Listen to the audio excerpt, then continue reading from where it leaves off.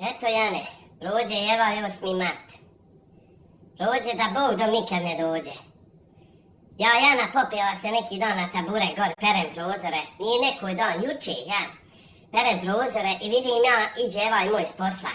Nosi neku veliku kesurinu.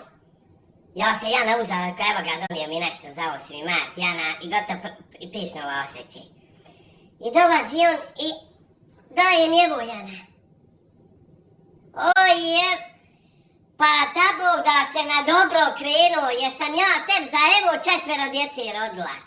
Jesam ja za evo te 25 godina s tobom u braku i 200 bilnih dlaka na glavi dobila.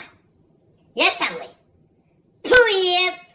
Gledam ove žene bola nacifrale se pa to ode, to su minići, štikle, ma milina im gleda. To se sredila, odošli žene uživa. A Jana, isto siroće. Niku, nigdje. A onaj kuramfil sam odmah uzela i tam kravi stavila u naboj. Nek ona pojde za 8. mart.